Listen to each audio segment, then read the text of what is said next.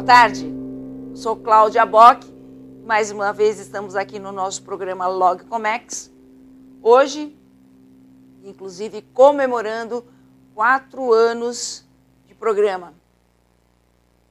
Eu gostaria de agradecer a todos que têm estado conosco ao longo desses 4 anos, onde nós pudemos contar com a participação de inúmeros convidados da área de logística, comércio exterior, economia, administração, professores, diretores de empresas, gerentes, colaboradores, que nos ajudaram a construir esse programa, nos ajudaram a estar no ar durante todo esse tempo e que levaram grandes informações para os nossos telenautas, profissionais da área, alunos, estudantes desses cursos e de outros cursos, que sempre participam encaminhando as suas perguntas e engrandecendo cada vez mais esse nosso programa. 4 anos que eu estou à frente do LogComex, eu gostaria de agradecer à TV ABCD pela oportunidade que nos deu para estar falando de um assunto tão importante que é o comércio exterior e a logística, que é a máquina que movimenta o nosso país e que, infelizmente, não é tão observado de perto pelos governos como nós gostaríamos que fosse, como efetivamente deveria ser.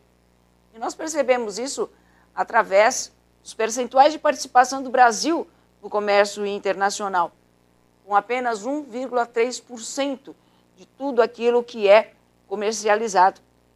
É difícil entender isso de um país que é o 5º maior em dimensão territorial, um país onde a ONU projeta que em 2020 será o celeiro do mundo.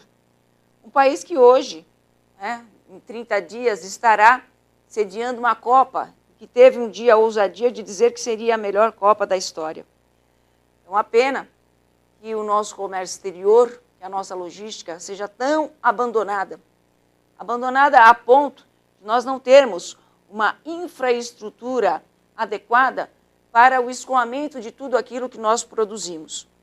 E ainda temos que dar graças a Deus de produzir pouco, porque produzindo pouco, o escoamento dessa produção já tem uma dificuldade enorme em função da má conservação das nossas estradas, portos, aeroportos, pela falta de opções que nós temos exatamente para a movimentação das mercadorias dentro do nosso território, faltando a utilização das hidrovias, faltando a uma utilização do transporte de cabotagem. Isso tudo só faz com que o Brasil, mais uma vez, esteja perdendo o bonde da história e não esteja acompanhando o desenvolvimento daqueles outros seus parceiros que pertencem aos BRICS. Outro dia eu ainda fiz uma brincadeira com alguns alunos na pós-graduação, dizendo que o Brasil só entra nos BRICS, só será o primeiro dos BRICS, porque BRICS começa com B, de Brasil. E de resto, infelizmente, nós estamos vendo que as perspectivas de comércio exterior e para a logística no Brasil não são as melhores. Ainda com o PAC 1 e PAC 2 que foram criados pelo governo federal, não conseguimos perceber nenhuma evolução dessas duas áreas. Muito pelo contrário. No ano passado, infelizmente, perdemos um grande contrato de 600 milhões de dólares de soja para a China, porque nós não conseguimos fazer com que essa mercadoria fosse embarcada no Porto de Santos. Mesmo assim, quem ama o comércio exterior, quem ama a logística, como eu e outros tantos companheiros que atuamos nessa área, e eu deixo bem claro nas 3 frases que aparecem na abertura do nosso programa. Comércio exterior é a minha área, comércio exterior é a minha praia, comércio exterior é a minha vida. E ao longo de 34 anos eu tenho dedicado a minha vida atuando nesse segmento. E nós percebemos que ao longo desses anos muito pouca coisa foi feita. Nós conseguimos observar a China sair do ponto zero, nem fazer parte do cenário do comércio exterior e se tornar o exportador número 1 do mundo. Para nós que estamos aqui e trabalhamos arduamente nessa área, é lamentável perceber o descaso com a nossa área. Por isso, mais uma vez, eu agradeço à TV ABCD, que teve a coragem de abrir um espaço para que nós falássemos de um assunto tão técnico, né? De um assunto tão denso, que é comércio exterior e logística, e que precisa, sim, de mais empenho, não só, é claro, do Estado, União, prefeituras, governos estaduais, mas que também precisa ter um contágio maior pelas pequenas e microempresas. Na Itália, nós temos 60% de toda a sua exportação baseada nas micro e pequenas empresas. Elas precisam, aqui no Brasil, ser mais incentivadas. A reforma tributária, que há tantos anos, há quase 25 anos, está engavetada nas gavetas do Congresso, precisam vir à tona, precisam ser feitas. Obrigada, TV ABCD, pelo espaço. Obrigada, telenautas, por compartilharem esses momentos todos aqui conosco.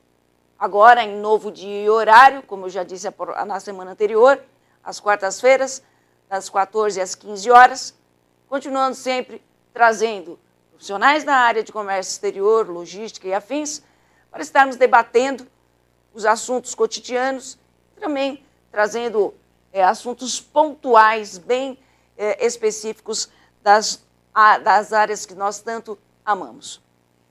E hoje estamos recebendo aqui no nosso programa, para um bate-papo, um grande amigo meu, já esteve aqui em outras oportunidades, foi meu colega na Florida Christian University, onde eu tirei o meu doutorado, é um camarada muito respeitado na área também, com uma larga experiência, um empreendedor, que hoje eu tenho a satisfação de receber aqui novamente no nosso programa.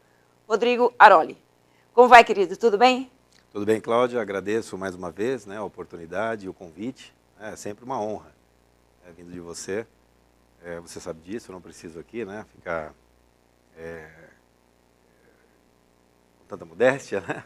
Mas eu agradeço mesmo a oportunidade, né, e agradeço também a você, né, a audiência aí que vocês estão nos dando. Obrigado. Rodrigo, para não perder o costume, vamos entrar um pouquinho aí na sua vida, né? Eu gostaria que você falasse um pouco da sua formação acadêmica e também da sua carreira profissional.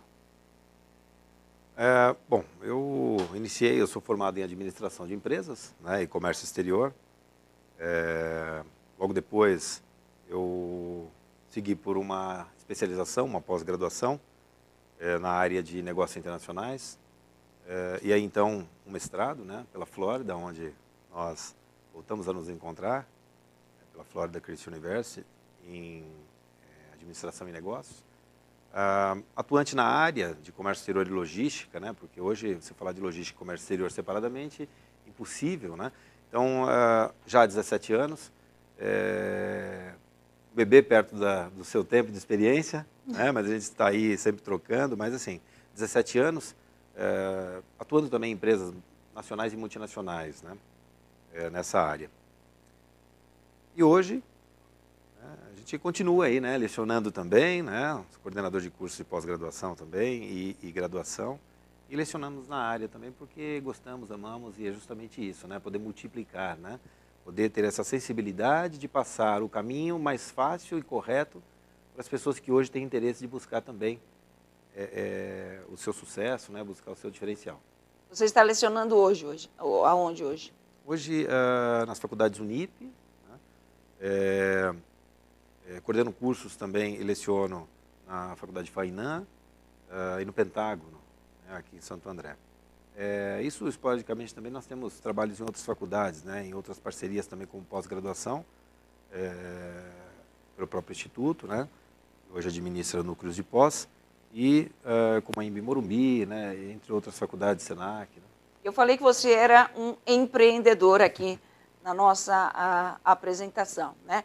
Eu gostaria que você falasse um pouco aí sobre esse seu novo empreendimento, né? Como é que estão as coisas, como é que está caminhando. Queria que você falasse um pouquinho aqui para o nosso telenauta desse seu novo desafio. Olha, hoje, na realidade, é um empreendimento, né, uma ideia, né, ele saiu do papel, saiu da gaveta há alguns anos, né, hoje vem caminhando a questão de um instituto, isso sempre fomentamos a necessidade de ter um órgão neutro, mas que também pudesse ter uma ponte entre a iniciativa pública e privada. O Instituto é o Instituto IABRAM, de Desenvolvimento Humano e Sustentabilidade, onde nós trazemos a oportunidade tanto para a sociedade civil, né, quanto empresa e iniciativa pública, a gente poder estar traçando metas e poder compartilhar, né, a melhor forma de desenvolvimento.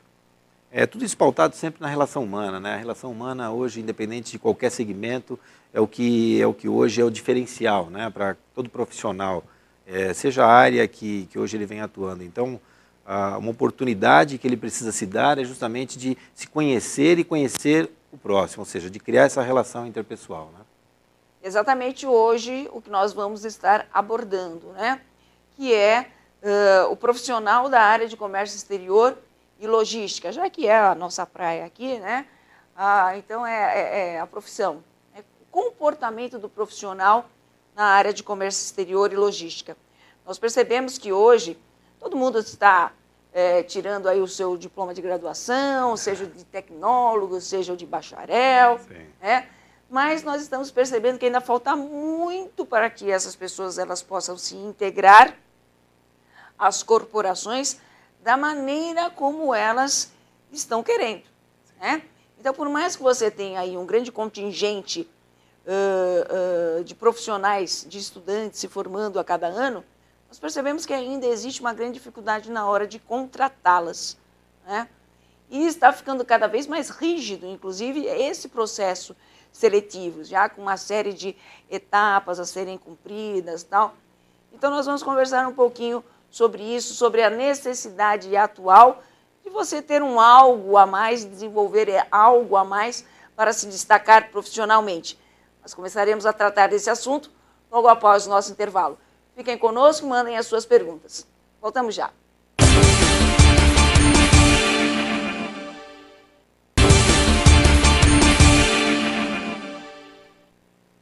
Estamos de volta com o nosso programa LogComex, hoje recebendo o profissional da área de administração, comércio exterior, logística, meu colega Rodrigo Aroli. E nós vamos falar aí sobre a complementação da formação profissional de quem atua na área de comércio exterior e logística. Como eu disse no quadro anterior, nós percebemos que a competitividade ela anda muito acirrada, né? As pessoas buscando formação, tanto na área de graduação como pós-graduação, mas algumas coisas ainda precisam ser feitas, trabalhadas, estudadas, para que o profissional ele tenha um destaque, para que esse profissional ele possa realmente conquistar um espaço melhor dentro do seu ambiente de trabalho, que ele possa galgar os degraus, né, para evoluir profissionalmente. E aí nós vamos conversar um pouco sobre isso com o Rodrigo, que tem se especializado também nessa área, né? Inclusive com treinamentos e tal. E vamos lá, Rodrigo, fala para mim, o que você tem feito nesse sentido aí? O que você tem trabalhado com essa questão interpessoal? Como é que você tem orientado, né, os alunos e os candidatos, né? Como eles devem proceder, que lado eles precisam desenvolver para ter uma inteligência emocional ativa, como é que fica?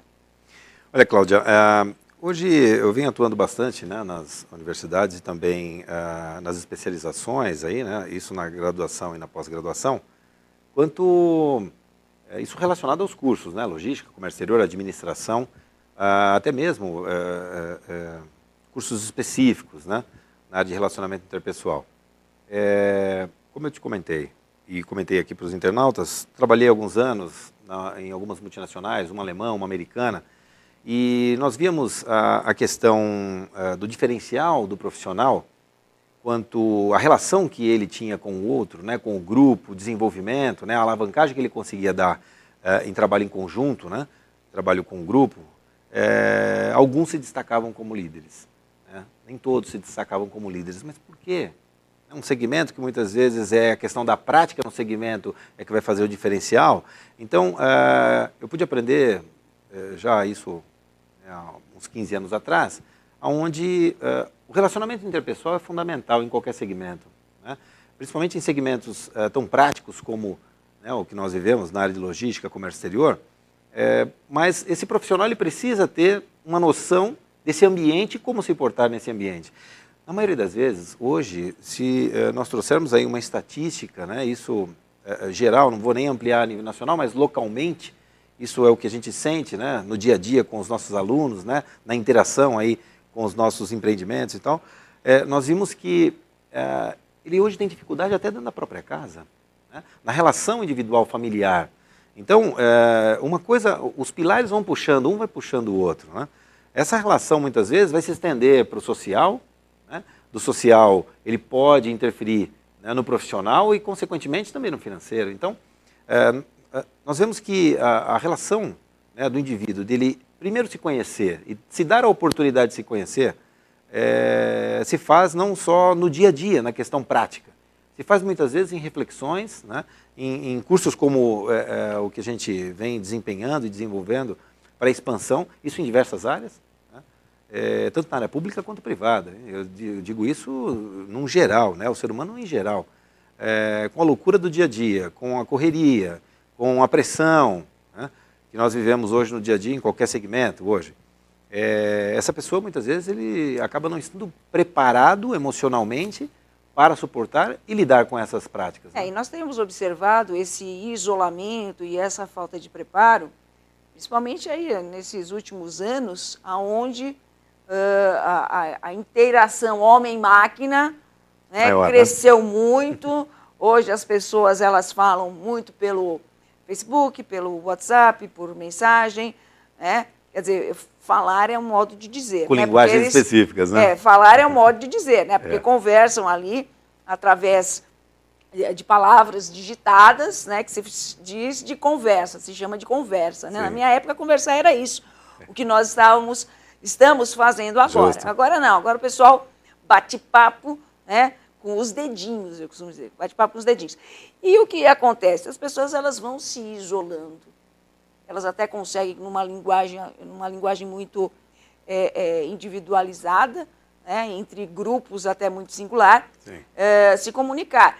Mas a hora que ela tem que falar em público, a hora que ela precisa se posicionar no ambiente de trabalho, a hora que ela tem que se posicionar na faculdade, né, a apresentação de um trabalho, né, ou mesmo até articular alguma coisa em benefício próprio, defender uma posição, nós percebemos que isso aí está ficando cada dia pior. As pessoas elas têm medo, né, de dar um passo e ter que falar uma palavra. Elas têm medo dessa exposição.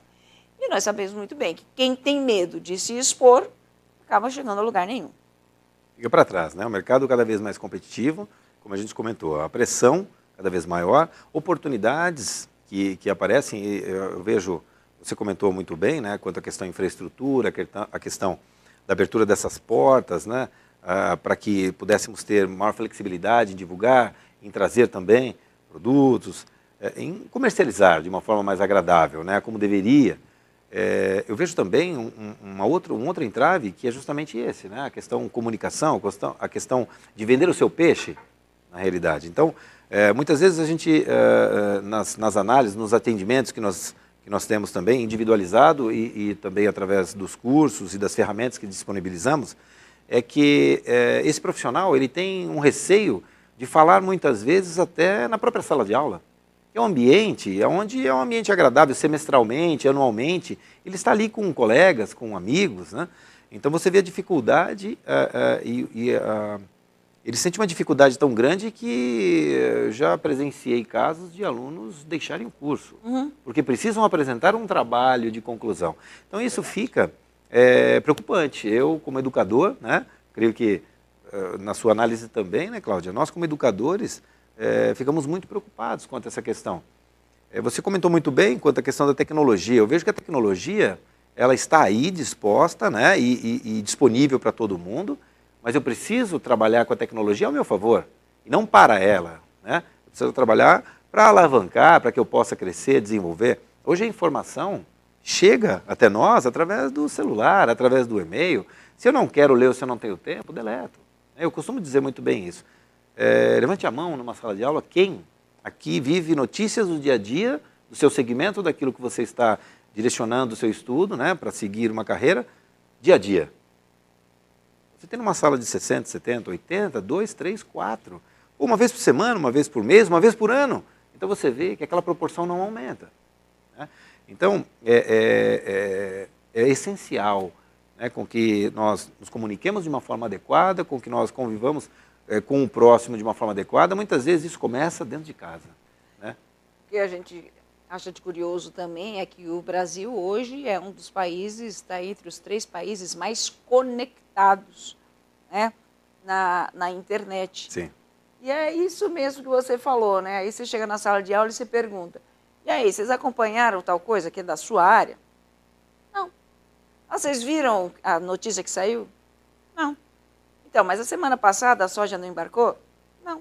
Ah, vocês viram o caminhão que quebrou e fechou toda a estrada e não chegou? Não. Quer dizer, para que serve essa conexão? Né? Para que serve? Você falou bem, você tem que usar a seu favor. Certo? Você não pode estar conectado o dia inteiro, 100% do seu tempo, naquilo que você acha que é o seu favor, que é o entretenimento, que é a distração. Muito pelo contrário, você tem que usar essa ferramenta realmente a seu favor. Mas também não é só nos aspectos, né, técnicos da sua área de comércio exterior, né, de logística. Você precisa buscar outras coisas que incorporem na sua realidade, no seu dia a dia, o dinamismo, o desempenho, a criatividade, o empreendedorismo. Aqui no mercado está cheio de cursos, por exemplo, de oratória. Tem gente que fala assim, para que eu vou fazer um curso de oratória? Né? Aí você fala, tudo bem, vamos conversar. O cara não sabe abrir a boca. Então tá aí, para que você vai fazer um curso de oratória? Para que serve um curso de oratória? E eu estou falando de oratória, que é uma coisa muito simples, muito fácil. Né? Você vai lá, fica 4 horas, faz um cursinho, lê um livrinho e tal, tranquilo. É o primeiro passo. Mas não é nem isso assim que a gente está falando, né? Vai muito mais além. Vai além o desenvolvimento, primeiro, ele perder um pouco esse medo, esse receio de falar. Isso é uma coisa simples, né? Eu converso com os meus amigos, eu converso na rede social, eu troco informações, eu converso em casa. Então é algo normal. Desculpe.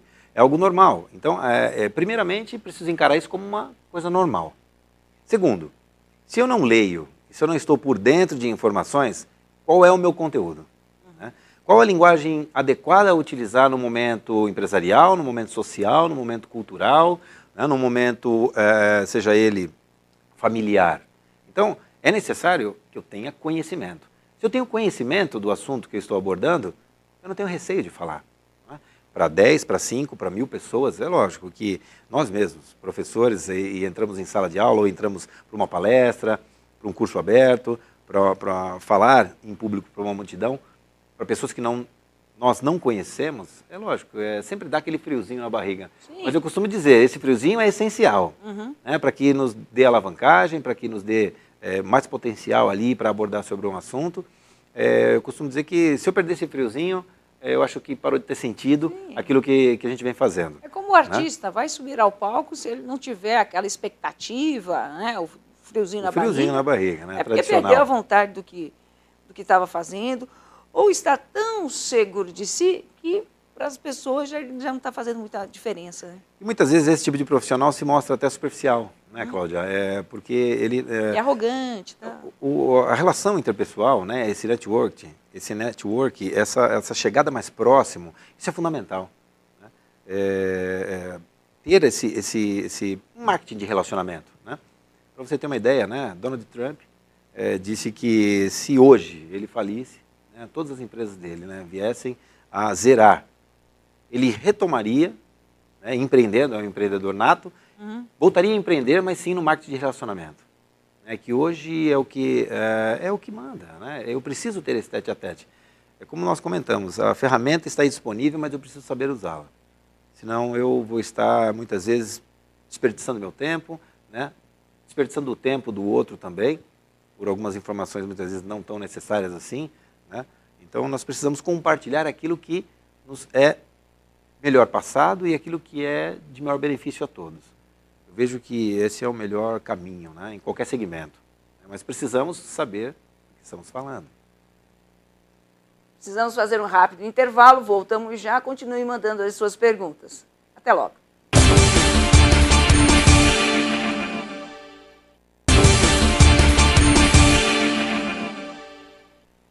Estamos de volta com o nosso programa Log Comex, 4 anos do programa Log Comex, agora ao vivo toda quarta-feira das 2 às 3 horas da tarde. Temos aqui algumas participações dos nossos telenautas. A Bruna de Boituva, São Paulo, ela diz parabéns pelo programa, muito informativo e interessante. Bruna, obrigada pela participação, esteja sempre conosco, mande as suas participações. Temos aqui o Lucas, que também está dizendo parabéns, Cláudia, obrigada. Temos aqui a Shirley, que diz o seguinte, obrigada pela participação, Shirley. Gostaria de parabenizar a TV ABCD pelo 4º ano do programa Log Comex.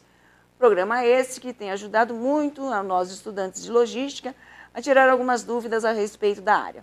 Parabéns pelo programa e pelo conhecimento da apresentadora e dos profissionais entrevistados. Muito obrigada, Shirley. Esteja sempre conosco, participe sempre. E ela manda também uma pergunta aqui para o professor Rodrigo. Como o funcionário deve agir numa empresa em que ele percebe ser podado? Pois pedem para trazer ideias, para participarem, mas não deixam que ele se expresse. Obrigada mais uma vez, Gil. Olha, Cláudia, isso nós escutamos bastante, né? Vivenciei isso bastante em algumas empresas. Isso não só empresas nacionais, mas, como eu te falei, né, empresas multinacionais. Não é uma questão da empresa, é uma questão do profissional. Então, essa é uma postura de um profissional que, na realidade, vem pecando, né? E vem criando história e vem, muitas vezes, multiplicando. Pessoas que criam afinidade com esse tipo de comportamento acabam multiplicando isso também, porque nós assimilamos muito, né? Nós temos aí a flor da pele essa questão de duplicar. Nós duplicamos muito, né, o que nós vemos, o que nós passamos. Então, o que eu aconselho é o seguinte, que você, primeiro, tenha essa tranquilidade emocional para lidar com isso, né? Seja profissional, faça a sua parte, né? Dê a sua opinião, você é a única pessoa que não vai perder com isso, né? A bagagem que você adquire nessa troca, né, seja essa pessoa do seu lateralmente igual a você, seja ela acima de você, né, a gerência acima de você, não importa quem seja. Faça a sua parte, faça sempre com seriedade, com dedicação, com amor pelo que você faz e tenha conhecimento daquilo que você faz. Então, esse é o meu conselho. Não esquente a cabeça, não se preocupe, né, com pessoas que agem dessa forma, porque pessoas assim estão fadadas a ter um final não muito agradável. E pessoas que pensam, de repente, igual a você, que querem somar, que querem agregar, com certeza sempre vão ter lugar, né, em outras empresas, porque pode ser um momento que você tenha que viver e aprender alguma coisa nessa. Uma próxima, de repente, você pode entrar com uma outra característica, com uma outra situação. Então, essa é a minha dica. O importante é não se desmotivar. Sim. Isso é muito importante.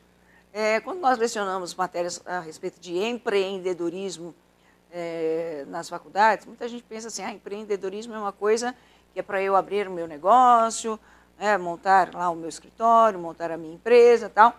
E não é. Empreendedorismo não é só isso, né? Você tem o intraempreendedorismo. Sim. Então, isso que a Sheila estava perguntando, né? Como é que faz? Já é uma intenção de ser um empreendedor dentro da sua atividade na empresa. E isso é muito importante. Hoje as empresas estão em busca de pessoas que sejam criativas, proativas, que saibam se comunicar, que não tenham receio exatamente de chegar no seu superior, de levar a sua ideia, de argumentar, de defender o seu ponto de vista, né? Acontece que, às vezes, a pessoa tem uma ideia, mas ela não sabe argumentar, ela não sabe defender a sua posição. E aí, a importância do que o Rodrigo está falando, não é, Rodrigo? Sim, Cláudia. Hoje é fato que o feedback é fundamental para qualquer pessoa, não é? Muitas vezes até o feedback para a liderança, isso precisa ser de uma forma agradável. Muitas pessoas acabam tendo receio ou um certo medo, né, de se comunicar com a liderança. Todos são iguais, né? Eu costumo dizer que todos têm necessidades fisiológicas, todos têm, né, têm as suas rotinas diárias, né? Tem a sua família, tem o seu profissional, tem os seus problemas financeiros, então, quer dizer, todos são iguais. Mas você precisa, muitas vezes, ter essa habilidade de vender o seu peixe, né? E vender o seu peixe de uma forma adequada, com uma visão onde vai agregar para o próximo, onde vai agregar para você, onde vai mudar uma situação. Então, eu acho que o medo da pessoa falar, né, e esse receio, ela precisa, muitas vezes, praticar. O feedback é muito importante. Eu não só costumo dar feedback, mas também gosto de receber feedback, porque é nesse momento que a gente reflete, né, que a gente pode crescer, como indivíduo, como ser humano, porque hoje aconteceu dessa forma, mas amanhã pode ser melhor. Então, se eu não pensar dessa forma, você comentou sobre motivação. Poxa, mas a gente escuta muito isso, né, de alunos. Pô, mas a empresa é assim, assado, a empresa não me motiva. Desculpe, mas a empresa não tem que te motivar. A empresa tem que te servir de um ambiente onde você toque, né, a musiquinha lá daquele programa aos domingos, né? Muitas vezes eu me lembro disso na infância, dava um desespero, mas até a gente entender que, puxa, que bom, vai começar a semana, eu vou poder criar novos desafios, eu vou poder resolver algumas coisas que eu deixei pendente, eu vou poder ajudar outras pessoas. Então, com esse olhar, né? Para quem não sabe a que musiquinha ele se refere, é a música do Fantástico, terminando o domingo, né? Essa, né? Na época, né, como adolescente, era desesperador, né? Puxa vida, amanhã eu vou ter que encarar aquilo, eu vou ter que encarar aqueles problemas, aquela dificuldade. Então, eu acho que esse motivar, né, tem que vir da gente mesmo, né? Primeiro, eu me conheço, eu sei meu potencial e eu sei o que eu quero. Se eu não tenho, né, bem claro o meu porquê, fica difícil. Eu preciso ter o meu porquê muito bem claro, né? Qual é o meu porquê? O que eu tenho como objetivo, né? E fazer uma ligação daquilo que eu estou para aquilo que eu quero. E tentar traçar essa linha da forma mais adequada possível para que eu consiga chegar lá. É lógico que não adianta sonhar muitas vezes, né? A gente encontra muitas pessoas. Qual é o seu porquê? Você tem um sonho, você tem um objetivo. Ah, eu quero... Nossa, é muito distante, é muito dolorido. E aí, quando ela começa a caminhar e encontrar alguns obstáculos, ela se desmotiva automaticamente, ela se frustra. Então, eu acho que tem que ser palpável, tem que ser pé no chão, e os objetivos, um depois ao outro, como, né, uma grande escada, a gente tem que ir devagarinho, mas é para que a gente vá se fortalecendo a cada dia mais. Para algumas pessoas que têm essa dificuldade, né, até de se relacionar, ou de falar, tá, eu tive a oportunidade de constatar o seguinte, estamos numa época que se fala tanto de bullying, né? Na sua época tinha bullying? Olha, eu sofri bastante, então, mas não existia, né, essa terminologia. A terminologia, né? não era aplicável. Não era. Mas com certeza, né, Todos. na época da escola, todo mundo tinha lá alguma coisa, né? Eu acabei percebendo exatamente isso, que muitos acabam se retraindo em função dessa prática de bullying na escola. Né? Então, você vê aquele aluno que ele é apático na sala de aula, por exemplo. Você vai conversar com ele um pouquinho mais, você consegue estabelecer um contato, você vai perceber que, quando ele falava no colégio, tiravam o sarro dele, davam algum nome diferente para ele, e aquilo foi retraindo. E ele nem sabe hoje por que ele é acanhado. Ele não sabe hoje por que ele não consegue se comunicar. Sim. Exatamente aquela coisa que você falou, a falta do autoconhecimento. Então, vai procurar um psicólogo. É uma das saídas. É uma das saídas. Agora, leia bastante, mire-se nos exemplos que você tem. Muitas vezes eu escuto o aluno falando assim, mas eu sou tímido. Olha, eu não conheço ninguém mais tímido do que eu. Eu sou extremamente tímida. Ah, professora, que isso? Eu não conheço ninguém mais tímido do que eu. Você tem programa, você é professor de pós-graduação, graduação, isso e aquilo. Não importa. Na hora que eu estou falando com vocês, na hora que eu estou lecionando, minha timidez fica de lado. Eu estou tratando de um assunto que eu gosto, que eu domino, que eu quero vender a minha ideia. E através disso eu quero motivá-los, através disso eu quero incentivá-los, a ser um pouco mais do que são hoje. De ter um pouquinho mais de domínio, um pouquinho mais de contato com a realidade, que tenham perspectivas reais de crescimento profissional. Eu sempre faço, no meu primeiro dia de aula com os meus alunos, a apresentação geral. Qual é o seu nome, qual é a sua idade e tal? Aí eu vou pergunto uma série de coisas, inclusive para que time torce, qual é a religião e tal. Descontrair, Quebrar um pouco o gelo, quebrar né? o gelo e tal.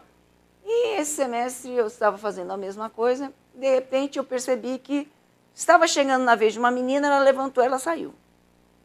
Eu continuei, né, a apresentação e tal. Lá pelas tantas ela voltou. Voltou, sentou e tal.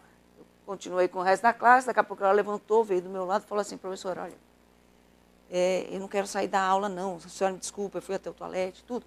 Mas é que eu fico muito nervosa de falar em público. Quando eu vi que estava chegando a minha vez, eu comecei a passar mal. Né? Daí ela veio contar que ela já teve síndrome do pânico e tal. Então, essas coisas precisam ser trabalhadas. E as pessoas não podem ser expostas aos seus medos, também é isso. Em momento algum eu forcei ela a se apresentar para a sala. De modo nenhum. Né? Só que eu conversei com ela, dei uma série de orientações, pedi que procurasse profissionais, recomendei uma série de leituras.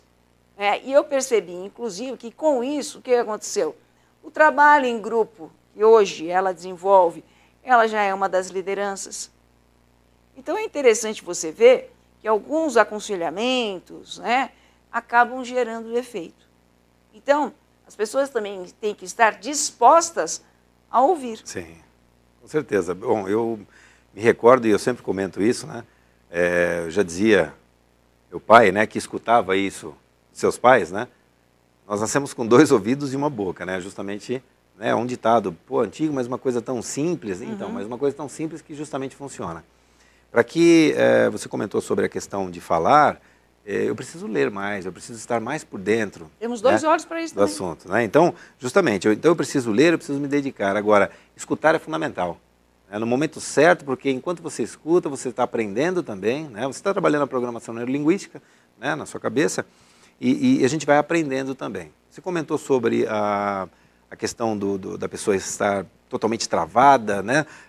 Que dá até aquele frio, soa frio, né? Tem aí o seu medo e as suas síndromes. Nós constatamos que, na grande maioria, nós tratamos, atendemos e multiplicamos isso dentro dos cursos, né? Dentro das dinâmicas que a gente realiza, é que essas pessoas, elas criam crenças. E realmente aconteceu em algum momento da vida dela onde aquilo marcou. Então, o que essa pessoa precisa é ter uma reprogramação. Ela precisa se permitir a reprogramar. E como fazer isso? Para isso existem algumas ferramentas, existe essa que é tão simples, né, do diálogo, de você escutar. Nós vemos isso também em sala de aula. Muitas vezes o aluno ele não quer só ficar escutando. A dificuldade dele ou o grande problema dele é que alguém poder escutá-lo. Eu passei isso com um aluno em específico, né? Isso aqui no ABC, onde ele sentiu uma dificuldade muito grande de se expressar, de falar, e ele falou, pô, professor, eu percebi que ele estava diferente, como você comentou, é até engraçado, nós professores estamos lá na frente, eles pensam que nós não escutamos nada, né? E não percebemos nada. Nós percebemos tudo, né? Estamos com o nosso radar ligado. E aí eu percebi aquela pessoa um pouco distante, um pouco apreensiva e tal, e aí chegou um determinado momento da aula, eu falei, eu falo com você no final da aula. E era justamente isso que ele precisava. Ser ouvido. Né? Ele não deixou nem eu falar, então em algum momento ele perguntava, então professor, isso, e aí, o que você acha? A hora que eu ia falar, e dava continuidade, umas 2 vezes, né? Perguntava o que você acha, o que eu faço, a hora que eu ia falar ele dava sequência, então quer dizer, ele sabe. Todos nós sabemos o que nós devemos fazer, nós só precisamos fazer. Né? Muitas vezes esse diálogo é fundamental, né? Essa quebra de crenças, essa reprogramação, e tudo isso se faz com a vivência, com a prática. Não é? Então essa é mais uma dica, né, Cláudia? Temos mais uma participação aqui, que é do Bruno. Obrigada pela participação, Bruno. Ele está perguntando se no seu instituto você está trabalhando com algum tipo de curso sobre neurolinguística, sobre reprogramação, se você tem algum tipo de curso para essa área. Sim, Cláudia. No Instituto, como eu citei no início, né, é um instituto voltado ao desenvolvimento humano e sustentabilidade, onde nós entramos em diversas áreas, né, em diversos segmentos. Nós temos algumas turmas sendo formadas aí durante o semestre. Se eu não me engano, esse semestre já é a segunda turma. Nós temos agora para o mês 7, 5 e 6 do 7, né, de julho, né? Um sábado e um domingo, o período todo, das 9 às 16 horas, mais ou menos, onde nós abordamos, né, até o título do curso ele é bem interessante, porque muitas vezes as pessoas falam, poxa, mas como eu posso